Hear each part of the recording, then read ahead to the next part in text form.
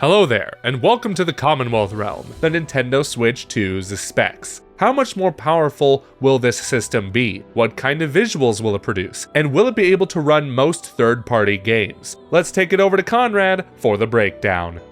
While Nintendo hasn't officially shared any of Switch 2's internal specs, numerous leaks have pointed to these being the specifications. And yeah, it is very specific. Of course, none of this has been confirmed by Nintendo, but given how accurate Switch 2 leaks have been for months, and especially leading up to its reveal, it's safe to assume that this is a very trustworthy list. Because it's been 8 years since Switch 1 was released, Switch 2 is obviously going to be a huge jump in power, going along with the bigger and better mantra that Nintendo is trying to establish with the Switch 2. What we're looking at is an upgrade from an Nvidia Tegra X1 processor to an Nvidia T239 Ampere custom-made chip. The RAM is also being upgraded from a mere 4GB of LPDDR4 RAM to a whopping 12GB of LPDDR5 RAM. Storage is going to be increased from the base model, that being 32GB, and the OLED 64GB to 256GB, which I know doesn't sound like a lot in this day and age, but seeing as most Switch 1 games didn't exceed 50GB, chances are most Switch 2 games will be optimized, so they're not that large either. Plus, most cartridges may not require full game installations aside from a few add-ons or updates, thus leaving room for more onboard storage. And though it won't take advantage of fast SSDs like PS5 and Xbox Series, rumor has it Switch 2 will use microSD express cards for way faster loading times, to the point that the reading speeds might be very close to that of PlayStation 5 and Xbox Series.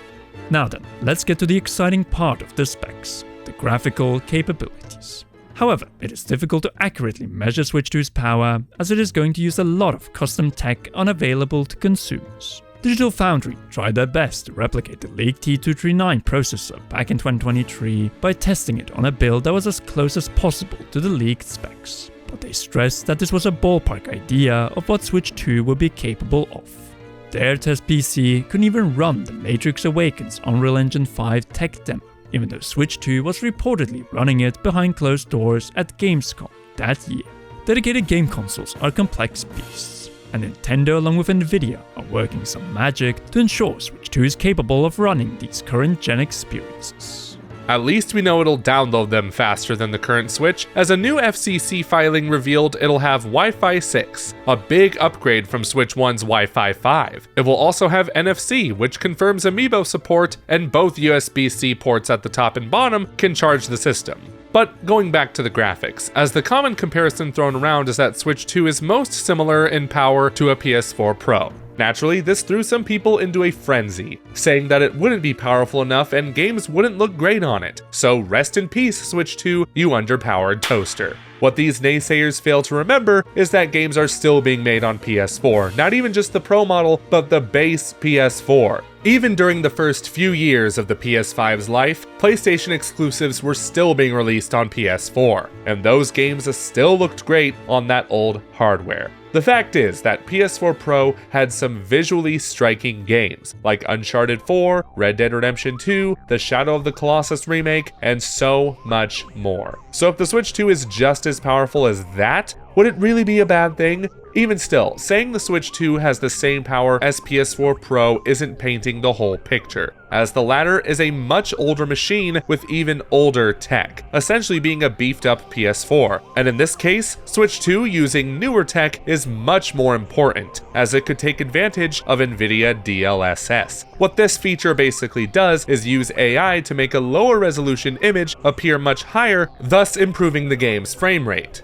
In fact, Switch 1 already utilizes something similar, albeit less impressive, AMD FSR. Some third-party games like No Man's Sky use it effectively, as well as first-party Nintendo games like Splatoon 3 and Tears of the Kingdom. They look good, but the image could look cleaner and less pixelated if they utilized DLSS. And it appears Nintendo is looking to do just that with Switch 2, according to some recent patents which demonstrate a feature that could convert a 540p image into a 1080p one. Hopefully this goes up to 4K as well. Even still, the leaked specs also indicate that Switch 2 will be running at lower clock speeds when in portable mode, which would make sense if the screen isn't 4K, which it's likely not going to be. That way no resources go to waste, and the battery life stays healthy.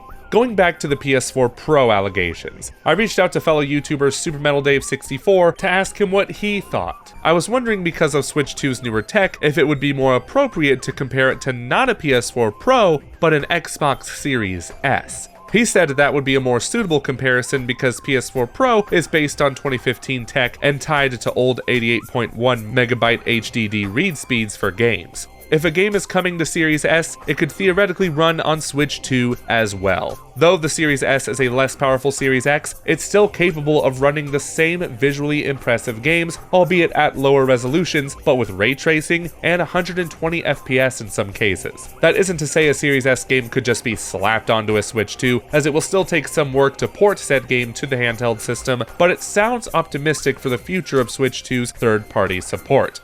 You know, GTA 6 is coming to Xbox Series S. Okay, we're getting ahead of ourselves here. Instead, let's move on to the one game confirmed for Switch 2, the next Mario Kart. There was only a brief glimpse of it in the reveal trailer, but thanks to indie developer Gerald Duley of Sungrand Studios, we might have an idea of how technologically impressive the Switch 2 is. He made a video analyzing the Mario Kart footage, pointing out many details such as physically based shaders that take into account reflections from the environment.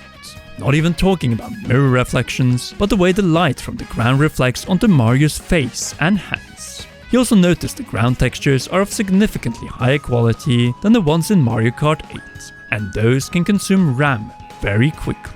Though the most impressive part of the new Mario Kart footage was its implementation of true volumetric lighting, utilizing volumetric fog off in the distance. This would have been heavily demanding on the Switch 1. If it's being implemented in a Mario Kart game running at 60 frames per second, that just goes to show how powerful Switch 2 will be. We can safely expect Nintendo games to be the best looking of the bunch too, since they know how to take full advantage of their own hardware, along with their second-party devs like Next Level Games and Retro Studios. At the end of the day, Nintendo Switch 2 will be an impressive piece of tech.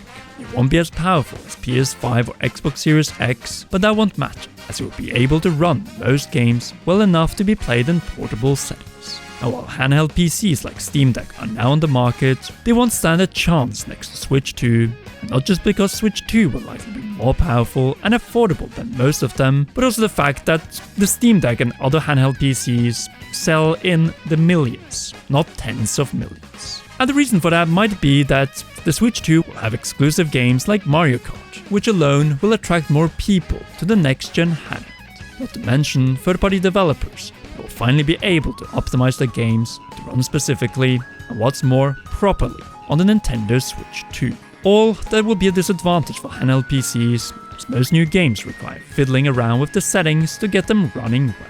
This is fine for the hardcore PC gaming crowd, but the casual market does not care for that one bit.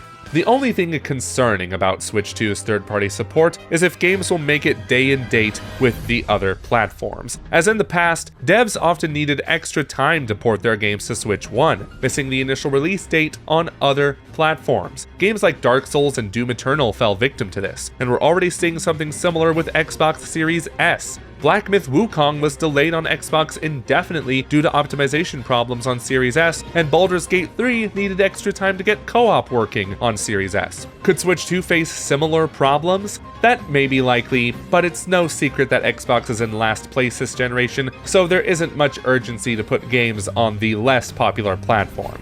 With Switch 2, the successor to the third best-selling game console of all time, there's a ton of urgency, as publishers want a piece of that pie. Naturally, as the generation continues, some games simply won't be able to run on Switch 2 because of their beefy system requirements, but in the first few years of the console's life, publishers will find a way to get these games working on the new handheld home console hybrid. The future of Switch 2 will be interesting, especially if these leaked specs are accurate, as Nintendo and other developers will be able to take great advantage of the system's capabilities. In the meantime, if you enjoyed this video, be sure to give it a like, subscribe and hit that notification bell to stay up to date on all things Switch 2, Zelda and other Nintendo franchises. And as always, a big thanks to you for watching until the end, and to all our patreon.com/CommonRealm patrons. Special shoutouts go to our producer, JC Funk, and heroes, Cheryl, Garrett Hoy, Holly Wolf, and Kintaro. You all rock, and please enjoy one or both of these two. or some video.